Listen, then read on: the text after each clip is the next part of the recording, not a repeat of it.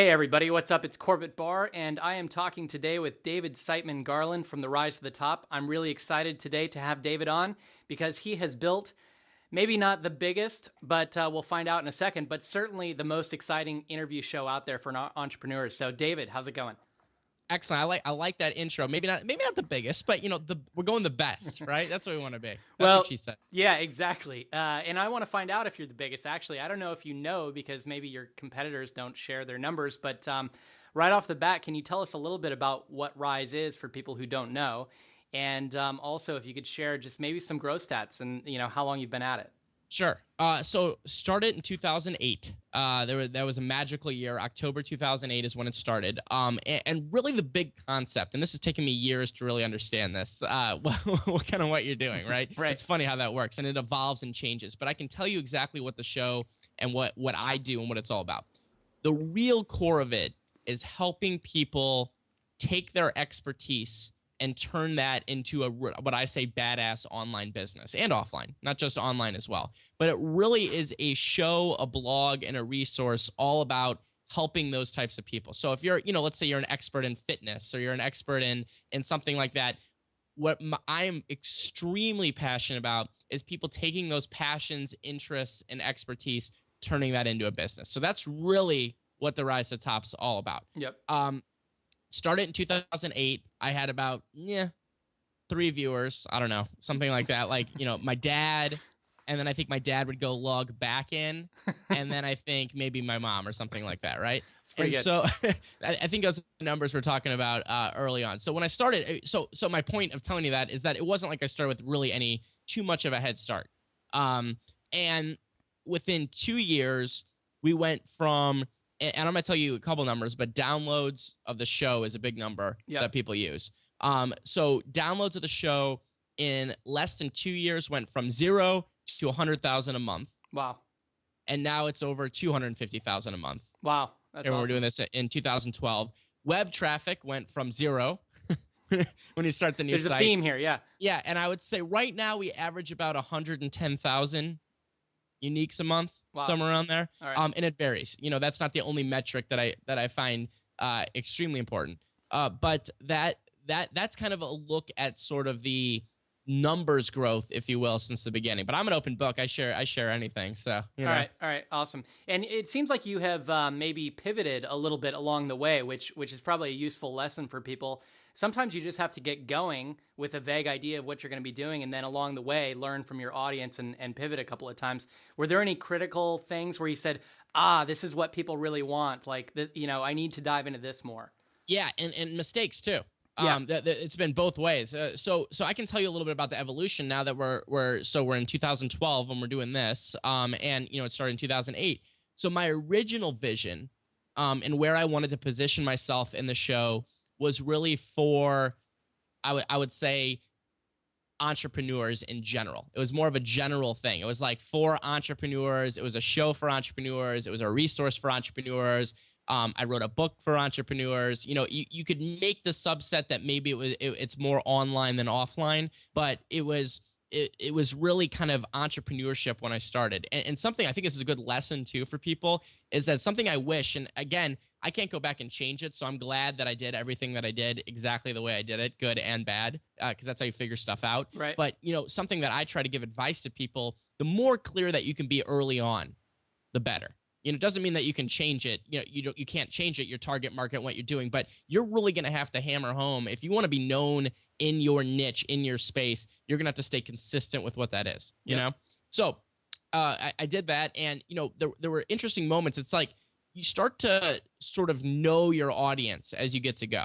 You start to know them by name, literally, whether it's an email or a comment or stuff like that. And you start to see, if you pay any attention at all, you're going to start to see patterns as to what people like and what people don't like as much, and what was going. So there's so many different types of entrepreneurs. There's tech entrepreneurs. There's mom and pop entrepreneurs. There's corner store. There's this, there's that, there's startup, there's this, blah, blah, blah, blah. The list is endless. And what I started noticing is what I was most excited about, and so was the community, was sort of around what I would call expert entrepreneurs, or, whatever you want to call it. People that are experts in their niche, or want to be seen as an expert in their niche and build a business around their personality and things like that. That is my subset. And you know what? Sometimes that's difficult. When you realize that, you just got to say, listen, there might be some people that aren't that, and this might not be for you. And you have to be comfortable with that. I've had a few reset buttons that have had to be hit. And I think though, over time, it's just become a far tighter community, and honestly, a far more profitable business because of that. I actually asked just yesterday in a post at Think Traffic about if people had to start over again, what would they do differently? And something that came up time and time again is that they would focus their topic down even narrower. Everybody hears the advice that you need to focus on a niche or a topic and make it specific, but it's so counterintuitive that when you get started, everything about your business in the beginning feels like it needs to be more general because you don't want to turn people away, right? But all of us learn that along the way. You really have to tighten it up. Yeah, I mean, you do, and wherever you tighten it up, that's going to be a big moment for you. Mm-hmm. It just is. And so, you might be one of the lucky ones where at the very, very beginning of your brand that you want to do fitness for women that are entrepreneurs or something like that. Right. You know what I'm saying? Right. And if that's the case, God bless your heart. You are off to a head start on a lot of the world, because a lot of us are just like, oh, I like fitness. And then maybe later on, they're like women. And then, it's an evolution. It's one way or the other. But I can tell you, on that mistake front, two that I commonly see is one is too broad at the beginning, too broad. Yep. Okay. Number two, and this is something that I did early on, incorrectly and then corrected later on, and it's something advice I give to people: do as I say, not as I did. Is you really gotta focus on building a list. You hear that all the time. Yep. And when I mean list, I mean specifically an email list. I'm not talking about anything a Twitter else, list or anything else, right? Anything. I don't care if it's not a Post-it note with a list on it. It is not Twitter. It is not whatever. You need email subscribers that have opted in, and then you focus on the relationship with those people and, of course, your site. And I'm telling you right now, I've told this to a couple people, but I said, if I would have been doing that, we'd be doing this from my Gulf Stream, or my private yacht right now, this interview, Right. Yeah, and I think people hear every year from some a-hole that email is dead, right? Oh, email is replaced by Twitter. Email is replaced by Facebook, blah, blah, blah. And the fact is, email is still the killer app online, right? It's the thing that everyone has. Think about it. When you sign up for Twitter, when you sign up for Facebook, what do they ask for? You have to have an email. Exactly. You have to have an email. Yeah, I mean, if I see one of those people, I will punch them in the throat. Okay, unless it's a girl, I can't do that. But the point being that it's incorrect. Let's just call it what it is. However, let's not downplay social media. Social media is very important for a lot of different reasons. And one thing that I love about having a very strong social media presence is that when I have something new that is a niche of a niche, so like when I say something like, hey guys, I'm thinking about doing a course on blank. Okay. I can go to social media and all those people, and then they will go opt in for the thing they're interested in. Right. You know what I mean? So it's like another funnel to get them in there. But at the end of the day, it's the email. It's the email that you want. Exactly. Yeah, I mean, and just think about Twitter. Like, for example, if you're following 1,000 people on Twitter and each of them are posting 10,000 or 10 times a day, that's 10,000 messages in their stream. And likewise, you would just be one of those 10,000 messages in someone's stream, versus email. The average person probably gets 100 messages a day. So it's a very sacred place. And if you can get there, it shows that there's a lot more of an engagement and commitment with the audience. Totally agree. So can we talk about monetization of your site at all? Like, how has this turned into a business for you? So first and foremost, I always plan this on being a business. Okay. So from the very beginning, there was never a moment where I was not a hobbyist per se. Right. However, my business has shifted over time, and actually on the wall, which you can't see, but over here, I kind of have my original business graph, or whatever you want to call it, that I made, which just said the rise to the top in the middle, and then had like kind of a constellation of ideas around it that were monetization. Nice. Okay. So first and foremost, what I did, again, this is a do what I say, not what I did, because I would not recommend necessarily this path that I did at the beginning, but I would recommend where I get to. All right. So when I started, I wasn't necessarily interested right away in selling directly to people. To my audience. Okay. If I were to go back, I would not do that. I would sell directly at the beginning. So you thought you'd focus on advertising or something passive like that. So realize, I learned all this stuff as I went along. And now a lot of, I feel like I have a very strong knowledge base of it, not only from doing it, but also talking to hundreds of people that have done it, in different ways as well. But at the beginning, when I started 2008, I didn't really know who the players were. I didn't really know what I was doing. And my goal originally was to build what I would call a media brand. Okay. And so a media brand really is sponsorship or advertising driven. You could also maybe say subscription driven, but really the thing that I was focusing on was sponsorships and advertising. So I was like, I'm going to do a web show, The Rise to the Top, and I'm going to bring in sponsors, and that's going to be the monetization strategy. Okay. Now on the side, what ended up happening is, first of all, I'm really pretty good at sales, even though I don't love it. So I was able to sell some sponsorships before we even started. Mm-hmm. And I actually started locally. So when my show first came out, it was a local show, St. Louis, Missouri. So there's a lot of evolution that's gone on here. Yep. But it was a local show. I did local events as well. I did a little event series here. I did a local show. I even did a local TV show here in St. Louis. And so what I was selling was that package all together for a sponsorship: the events, the TV show, the web show. And you know what? We were able to get 10,000 here, 10,000 there, 10,000 there. And that's really where it started from a monetization model. Now, as I kept going and getting it out there and stuff like that, some opportunities started to come.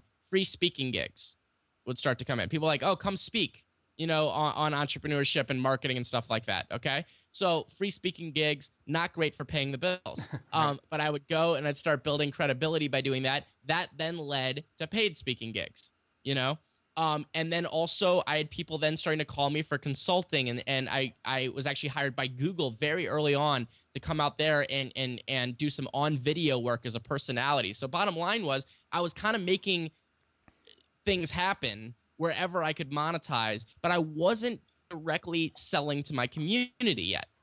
That's where I was the first couple of years. And then really the big shift for me, and I think the continued shift into the future, is turning a lot of my community into customers. Mm-hmm. And that's kind of the process that I've been going through now. So my book came out. That was my first ask of the community to buy something directly was my book, which came out at the end of 2010. And that worked out extremely well. Yep. Now, granted, I didn't have a great game plan with that, and I should have had a course or something like that behind the book and had a big back-end business. Screwed that up. Again, we'd be talking about from the yacht. So then that was sort of a moment where I was like, I need to shift strategies to focus monetization more on creating products and services for the community. And that's what I've been doing since then. Still have a lot of sponsorships on the show. That is a big part of my revenue pile. However, now with products like my Create Awesome Interviews product, which teaches people how to do basically online interviews and use them to, build traffic and relationships in their lists and stuff like that. And some one-off consulting and things like that. And then mix with that with sponsorships and then some new stuff that I'm coming out, including a membership site. That's kind of where we're at now. So that's a lot, but I wanted to give the full scope of kind of what the strategy's been. So you've taken some turns, and I've done the same thing. I was doing a lot of services work a couple of years ago, and basically have stopped doing all of that in favor of my own products and courses, and like you said, selling directly to people. Have you seen consistent revenue growth from all of those changes? Every year. So let me give you some. I'll give you some numbers. So the first year, I want to say, and this was between sponsorships and stuff like that, was maybe, I don't know, 60,000, somewhere around there, in the very first year, 2008. Yep. Back then, which is nothing to sneeze at for your first year, No, like I've never been a person of like I can't make zero money, so I've always been trying to. I always need to figure it out. Right. So 60,000. I hit six figures by the end of the second year. Wow. So it was a little over 100,000 or something like that, and that's grown really exponentially every year since. Nice. So that was 2010. 2011 was a jump up from that. 2012 will be a jump up from that. At least I'm not gonna give it 100% specifics yet, but at least in a few $100,000. Yep. And I think honestly, in the next few years, which you could call, I would say 5, maybe less. 5 is my very conservative number. Yeah. We're gonna be hitting well over $1 million in revenue. I really think it's going to be like 2, but but I'm saying 5 so that in 2 years you don't come back and you're like, oh, where you at? And I'm like, not really. But I really think it's going to be like 2 years. And what's your team look like these days? So my team, very interesting question. I have mostly freelancers and contract workers that have been with me though consistently for a long time. Mm-hmm. So I've got a graphic designer that's just freelance based. I've got a web developer who we've become really good friends, but we're just, he's a freelance based, but he's been with me for a long time. I have two virtual assistants. One focuses on scheduling and email and stuff like that, more administrative things. And then I have another virtual assistant who works more on the web type stuff. So she makes posts pretty so that I can send them out, stuff like that. That's really the scope of my team. Now, something I can't talk about quite yet, and you'll understand why I announced this later this year, why I can't talk about it now, is I'm actually bringing on my first really big full-time employee this year. Nice.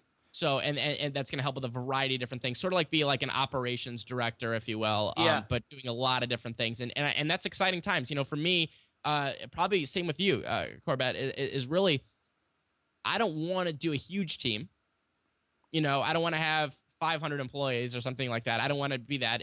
But I also am a big believer in leverage and getting help. And so I follow somewhere in the middle there, but we're definitely growing that way.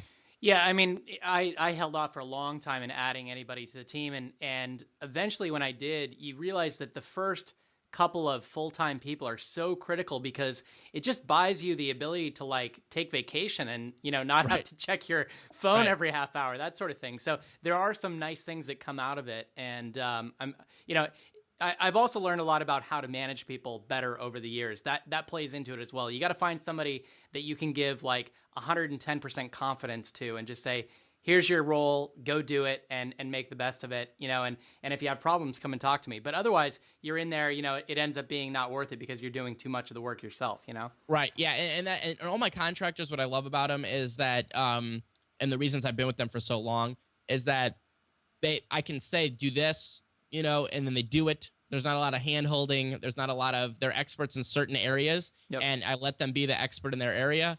And I, following my guidelines, and I don't have to babysit. And, so that allows me to focus on stuff I like to do, which is fun. So let's talk about, get back to how you grew this thing so quickly, because you just threw out some like pretty impressive numbers. You've grown to 250,000 downloads a month. That is a massive audience. I think anybody would be happy to have that. And you've done it relatively quickly. It seems like you have a relatively rigid schedule in terms of the number of interviews you do every week. Is that intentional, and what's that like, and how has that changed? Yeah, one of the biggest pieces of advice I give to people, because this is something that I experienced, is consistency. Mm-hmm. And consistency isn't just when you post and how much you post, which is part of it, but it's also consistency of things, responding to comments, responding to emails, doing this. Consistency is a big creator of traffic indirectly, really, because you're building relationships with people there. For me, consistency has always been important. So when I started, the first 2 years, really, somewhere around there, I posted 5 days a week. Wow. 5 days a week. Now, almost gave me an ulcer, but I really went like bananas on it. My goal in the first couple of years was just put myself on the map and grow this thing, Yep. And so I did 5 days a week. Then, since then, I changed it to 2 days a week, 2 shows a week. And now actually it's 1 show a week. And then I normally do between 1 and 2 other types of pieces of content. So maybe a blog or something like that. So it's shifted over time, I guess a little bit less, if you will. But one of the key things to growing the audience fast was really the positioning and the stuff that isn't the direct marketing, right? Like direct marketing is going out there and doing stuff and bringing people in. We can talk about that. But really where people fail, I think, is getting that base, right? And what I mean by that is your base. Before you even go out there and get to people and do stuff like that, is being, again, as clear as you can on your target market. Like when I started, it was a site that was really advice for small business owners and entrepreneurs, right? Yep. Like I said, if I did it again, I'd narrow it down. But I was at least clear on that. Yep. I spent money to make sure that it looked good. Because the home base matters. I don't care who if you hear someone that comes and says that the site design doesn't matter, I will punch him in the throat just like the email person. We can line them up, and if it's the same person, I'm going to pick them up and hit them again. Your new site looks great, by the way. Thank you. I appreciate that. But I've spent time and effort really wanting this to be a brand that people come in and they're like, oh, this is cool. Like, this guy tries hard. You know what I mean? Like, he wants to help. I'm inspired when I go here. It's not a template. You know, that's not that was something that was very, very important to me to splurge at the beginning and evolve that over time. Because again, when people come into your house, you know, of course you have to have the content to back it up, but you know, the outside of your house matters too. If it looks like crap, people are going to drive away, go in another neighborhood. So, that was a key component. And another key that I did was I didn't want to do, and I'm putting this in quotes, just a blog, you know, just a blog. Yep. Am I a proponent of blogging? 100,000%. I love blogging. I love it. But I think we're in the era now where you need to hit people up with at least 2 mediums, in my opinion. Yeah. Now, is there examples of people doing 1? Yeah, sure, for sure. Is there people doing 5? Yes, they're crazy. But for me, I loved blogging, so text, and then I also love doing these video interviews also with audio, right? So it was kind of hitting all the senses. So all these things were kind of on my base before I did any really kind of getting out there. Let's try to get some traffic in here. I knew what my brand was. I had the design set up, and I had a posting schedule or whatever you want to call it, or the idea of that I'm going to pump out that consistent content, Gary Vaynerchuk style. That's really how it all started. That was the base. You know, you've hit on this a couple of times in the past 20 minutes, and I think there's something to be said for confidence as an entrepreneur, because you know, internally you have this struggle. You're wondering, is this thing that I'm doing going to take off? Are people going to like it? But on the outside, you almost have to show this like entrepreneur's confidence or charisma, so that you can get people into the fold. You can bring them along. If you're showing your internal feelings like, oh, I don't know if this is going to work, to everybody on the outside, and you're not showing up consistently because you're just putting something out there, kind of like dipping a toe in the water, you're never going to be strong enough to start growing that base, even though, like you said, you pivoted a bunch of times. I've pivoted a bunch of times. Sure. And I've actually even started new projects using the base that I built from a prior project. But while I was doing that project, you have to be 100% confident, at least to the outside, so that people think that you're worth following. Otherwise, they can tell, right? They can sense that you're just... Right. Because really what you're doing, and no matter what your model is, if you're teaching or you're bringing people together, whatever it is, you're a leader at the end of the day. Yep. And no one wants to follow a low energy, like, I don't know if you guys want to follow me, I might fall off the cliff, type leader. I mean, you want someone that's like charismatic and caring, and something that I've always tried to pride myself on, and something that I appreciate with everyone, yourself included, and we throw this word around, but I'm going to use it because it makes sense, is being yourself or being authentic, and not being what you think other experts in your niche are, what other people are doing, whatever it may be. Now, I understand when you start, there might be that time where you don't quite have your voice yet, right? Yeah. It takes time to develop your voice, and your voice changes, but you're most likely going to sort of emulate a little bit someone, and that's fine. But where it really comes, where it goes is when you start being yourself. I'm kooky, I curse, I do weird stuff. It's just me. That's the way I am. I'm sure some people hate it with a passion, but I don't care. And there's people that love it with a passion, and I get an email. I actually got a message yesterday from someone that's like, what, I just love it, is just like, you just lay it out there. Yeah, he goes, that's what I like about you. You just lay it out. You're authentic. You don't BS us. You don't coddle. You just say exactly what it is, and in your personality. And he's like, there's way too many douchebags in this niche. He's like, and he's like, you just come across as being nice. And I don't know. Well, God knows. But the bottom line is, the lesson there is, you just got to be yourself with that stuff, and not just try to create some kind of persona. Sure. Yeah. All right. One thing that I recommend to people on a regular basis, and you just mentioned this, you should have multiple mediums going on. I recommend to people that they get out and do interviews like you do. If you're building a content-based site, one of the best things you can do is interview people, because first of all, you're not on the hook to provide the content necessarily, because the guest is there. Second of all, it starts relationships with all these people that you interview, which is great. And then third, I guess, it really helps you to show a different side to your audience, and they connect and engage with you in a different way because you're on video, right? It's different than doing blog posts. there's nothing. Well, think about video. It's got all the senses. Yep. Except smell. I can't really smell you, but I'd like to. I think there's a smell app on the iPad, right? Yeah, there's no eye smell. Yeah, well, there could be. So yeah, I mean, I'm a big lover. I'm very passionate about this, of doing interviews. Here's why. One of the biggest tips that I give people, and I'm sure you do too, similar, is that you can use your content as a handshake. Okay? And what I mean by that specifically is using your content that you're creating to meet everyone that you possibly can that's important in your niche.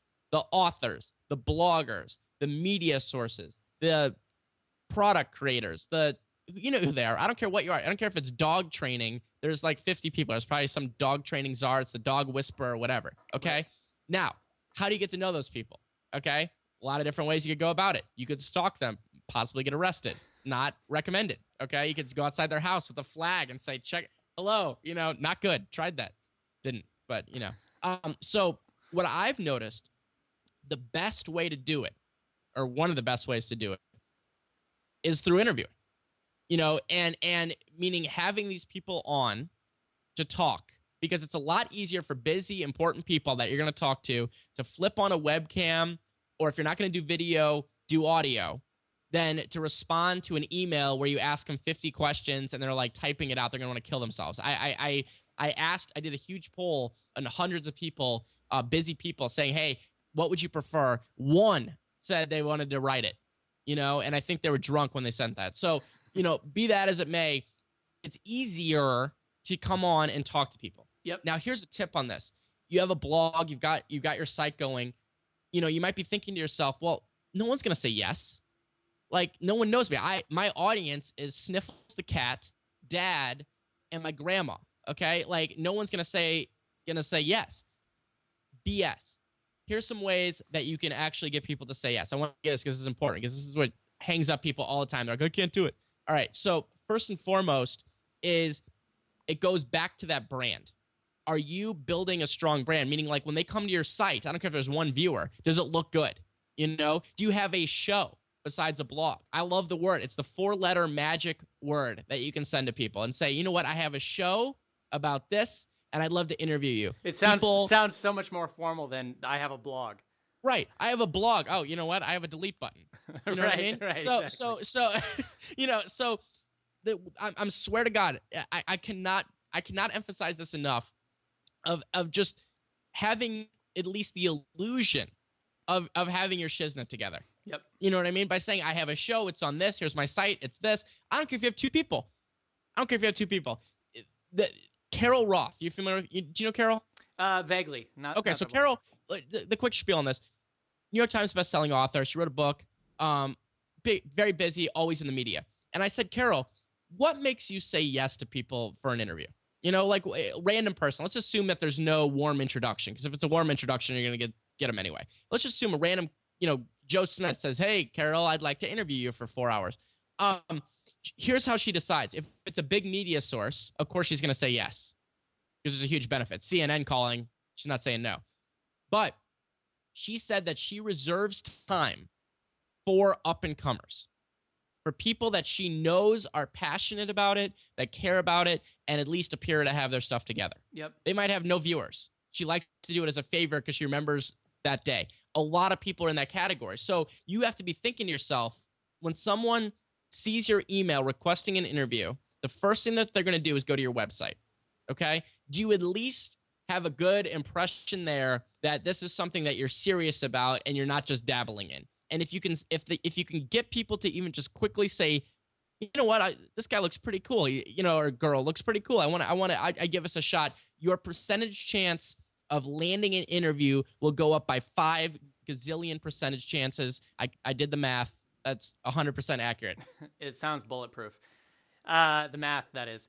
Yeah, you know, exactly. That's a fantastic tip. One other thing, and I want to know if you did this in the beginning, and this is something that I recommend to people, is that you lean hard on any connections that you might have to get a halfway quality person involved early in the beginning, and then you whenever you write somebody and you say, hey, I'd love to interview you, here's my site, here's my show, this is what it's about, and I interviewed so and so, I interviewed Chris Brogan, I interviewed, David Siteman Garland.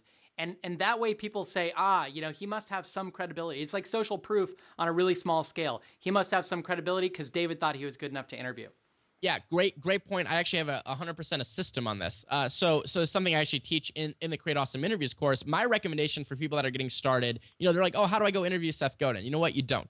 Because you don't start at the top of the mountain when you get going. Number one, you might not be any good yet. Number two, it's just bad for every reason. So here's what I recommend people doing. I say first and foremost, your first 10 interviews. And they don't even need to be that. You don't even necessarily need to post them all. I would recommend posting them all, but whatever you want to do. Have to be people that decent enough to say, listen, I'm getting started. I'd love for you to be one of my first interviews. And, I started with a bar owner in St. Louis. Do you know what I mean? Random bar owner in St. Louis. And Someone you knew well? Someone I knew probably a little too well. And I was like, oh, let's do it. What do you think he said? Sure. Why not? You start with 10 people that decent enough. Yep. And then you ask all 10 of those after the interview for a recommendation for one more person. Okay? One more per person. Don't ask for 5, because if you do that, you're going to get the paradox of too much. So for example, if I say, oh, Corbett, this was awesome. Thank you so much for doing the interview. Can you name 5 other people that are amazing bloggers right now that I could contact for an interview? Right. You're going to be like, so what I've learned to do is just ask for one. Say, hey, do you have one? I'm looking for blank. Do you know what I mean? Someone that does blank or something like this. Do you have one person that you think would be a good fit? And what's going to end up happening is that second tier, hopefully, will be even better than the first tier, right? And then you take that second tier and kind of do that leverage that you just sort of talked about, like where you now take the best of those, of the 20 that you've kind of done now, let's just say it's 20, and now you can start kind of moving it up a degree and say, hey, here's the best one was this Corbett clown guy. Here's my interview with him. We talked about traffic and colorful paintings in the background and whatever. And then you can use that to leverage. So I think that's a good scope. And also, no one, I think, that you don't know wants to be interview number 1 that you don't know. Right. Your friend will, or someone that you sort of know will. Nobody else. Like, again, if you go to the site, they're going to click on it and you see interviews coming soon. You're like, yeah, I think I'm pretty busy, Exactly. David, this has been fantastic, and I knew it would be because you're usually asking the questions, and I think you've got a handle on this. How many guests have you interviewed so far? Oh, geez. Well, I was actually trying to compute this number because it's because I've had 2, and then it doesn't even count the TV show. So I would say over time, I've probably had over 500. 500. At least 500. 500. Yeah. All right. Yeah. So I just want to call everybody out who's watching this, who's been thinking about doing interviews but hasn't, or even if you haven't been thinking about doing interviews and you're this far into this right now, I want to call you out and challenge you to do one interview, just to try it out in the next 3 weeks. Line up an interview, shoot it, just do it, get it done with, because the first one's always the roughest. But David's done 500 of them. I've done at least a few dozen of them. It's not that hard. And I think you're going to be pleased with what you learned from doing an interview. So any last tips, anything else if somebody's on the hump right now? Yeah, I think you got to think about interview. They're incredible. I just want the benefits of doing these are endless. You know what I mean? And some of the favorite ones that you might be thinking, like, why should I? I like doing my blogging. Number one, and we hit on some of these, but it will show your personality better than anything else you can do. Yep. Because you're just having a conversation with someone. Your audience and community is going to go from, let's say, a reader, okay, or whatever, they consume your content, to when they run into you, they're going to be like, I already feel like I know you and you're shorter or something in real life, whatever it might be. There's nothing that really builds the relationship like authentic conversations or video or audio, either way. So that's number one. Number two, again, you're building your army of influencers that are going to care about you if you do a great interview and you promote them, so you got to be thinking this as a relationship builder. Okay. Besides also that it's easy content to create, it's a lot of fun, and also it can bring more people into your list. There's so many endless benefits of it. I just don't see why you wouldn't. Because think about that. If you're sitting there and you're like, this is my niche or this is my topic that I'm on, what better way to get to know everybody that's into that as well, than do interviews. I don't think there's a better way. And if you're just getting started, it's almost free consulting in your niche as well. I mean, if you're talking to high level people, it's like, just ask them the questions that you want to know, because your audience probably wants to know them as well. And finally, as a writer myself, I've done a lot more writing than I have interviews. It's just a great way to break up the monotony and the writer's block that you get into once in a while with writing. So.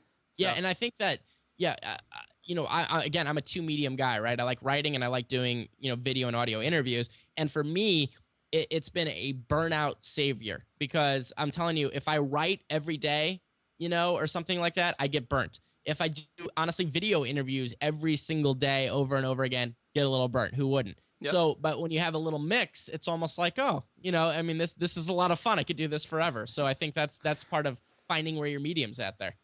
Awesome. So what's next for Rise? Anything big that we should be watching for? Yeah, besides awesome guests, as always, what I'm really focusing on right now, and continue to do, is I'm bringing on a lot of people that have built an expert empire, especially now. So meaning like in the last, decade or less. So it's a modern expert, if you will. Not necessarily everyone, but a lot, going modern.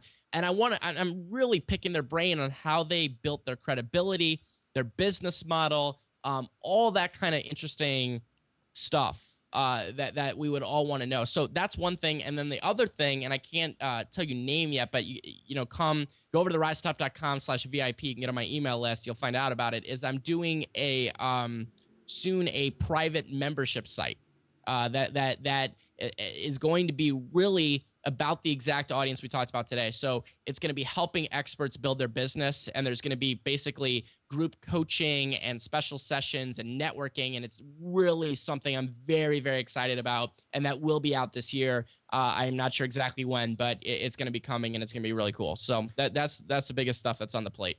That's awesome. That is, to me, the sexiest business model around right now. Just, like you said, turning your expertise into a following and into products and courses and things. It's a fantastic business to run. I know, because I do it, you do it, a lot of our friends do it. So thanks so much for being on, David. Everybody check out therisetothetop.com. I'll have links down below for all of the resources that we talked about. And I appreciate you coming on today. All right. Well, thank you, sir. And a shout out to your community. They're following a gentleman, a good gentleman in you, and they should keep it up. And thank you for having me on, man. All right. Thanks. Talk to you soon.